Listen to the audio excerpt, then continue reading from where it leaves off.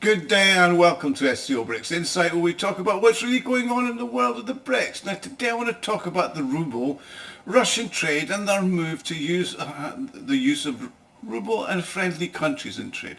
The strengthening of the ruble can be attributed to the transition to national currency payments for imported goods. By the end of 2024, the share of such transactions exceeded over 80%, with half of that settlements being made in rubles, the rest obviously in friendly currency, and then effectively bypassing the use of euros and dollars in foreign trade.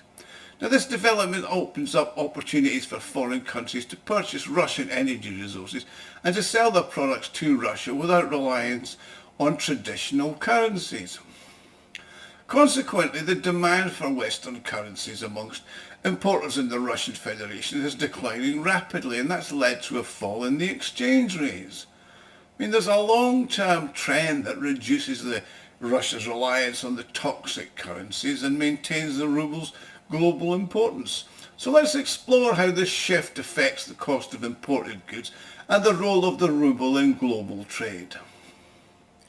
Over the last few months, the ruble has strengthened against most currencies, but particularly against the US dollar. The dollar's exchange rate now is below 90 rubles, and that's explained by the central bank's statistics, which show that 82% of share of national currencies in Russian settlements for imported goods and services.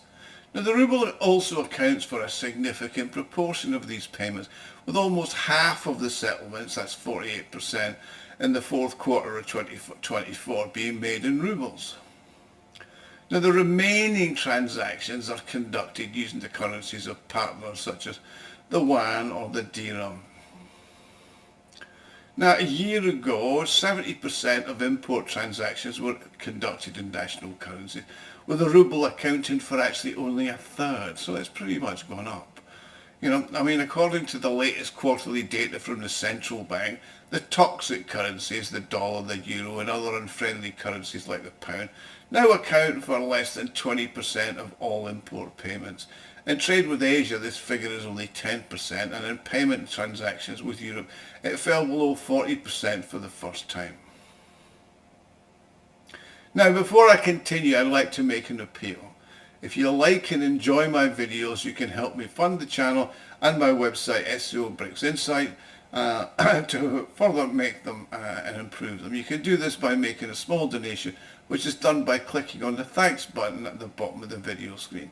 Now, everybody who donates does get a personal thank you from me, and I'm thanking you all now for just watching.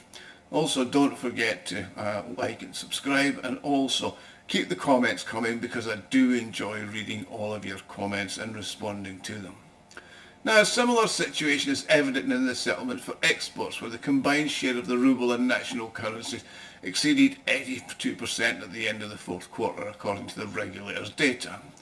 Now, according to Alexander Shepelev, who's an analyst at the stock market broker World of Investments, notes that de-dollarization ultimately affects the ruble exchange rate. The less frequently the dollar is used, the lower the demand for it within the country, and the lower its value relative to the Russian currency, thereby providing fundamental support to the ruble.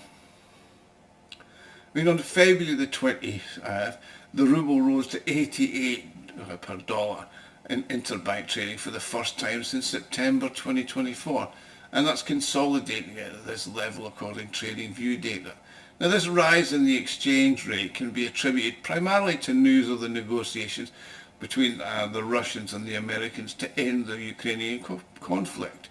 Now, Alexander Potavin, who's an analyst at FG Finam, has stated that the value of the ruble is dependent on the influx of foreign currency into the Russian Federation. However, he notes that the influx is fully met by export revenues. Consequently, all other goods and services that previously required dollars and euros can now be sold to Russia in national currencies, of which there is no shortage. That's yuan, dirhams, rupees, etc. De-dollarization indirectly supports the national currency, with its rate being influenced by such factors as high rates on ruble deposits, as clarified by Ovanesyannin, who's a director of analytical department at the Safer Broker Service. Now, according to the newspaper Izvestia, the average high street bank rate is about 21%. The abandonment of the dollar in settlements will also make the ruble exchange rate less volatile. Also, the progress has been made in all aspects of the abandonment of dollars in settlements.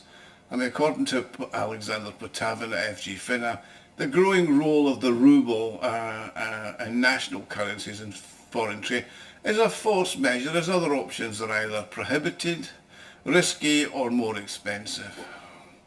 In Russia, this is presented as a de-dollarization policy, but it's actually a forced situation due to sanctions. I mean, the decision to abandon the dollar was prompted by the disconnection of most Russian banks from the SWIFT settlement system and payment system, which compelled Russia to find alternative payment methods, which they've obviously done. Now, due to the sanctions and the break with the West, Russia's trading partners have actually significantly changed and narrowed, prompting a reorientation towards the markets in Asia and Africa, and to an extent Latin America. In general, de-dollarization reduces the Russian economy's reliance on the dollar, thereby making the ruble less susceptible to external factors and increasing its demand worldwide, and that should support its value. At the same time, the reduction in the share of toxic currencies, the payments for imports, reduces the outflow of foreign currency from the country, thereby supporting the ruble.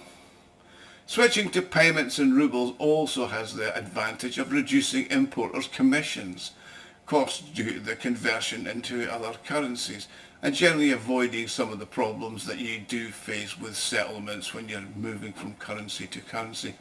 Now, this also helps reduce the cost of importing goods to Russia, and this should ultimately help keep prices for imported products in check. However, a strong ruble can also have a few downsides. It can lead to a decline in export revenues, which can exacerbate the state budget deficit. In January 2025, the deficit reached 1.7 trillion rubles. Furthermore, due to a de-dollarization, foreign trade may become dependent on other currencies, particularly the yuan.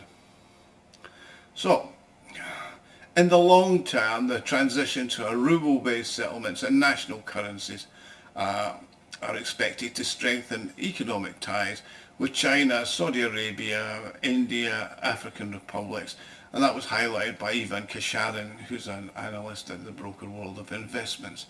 Now, while this may not guarantee a strengthening of the ruble, such a development in external relations is expected to support the Russian economy and enhance its standing on a global level.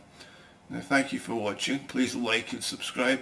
And if you want to help me out, please click on the thanks button at the bottom of the screen, and I'll see you all again soon. Thank you.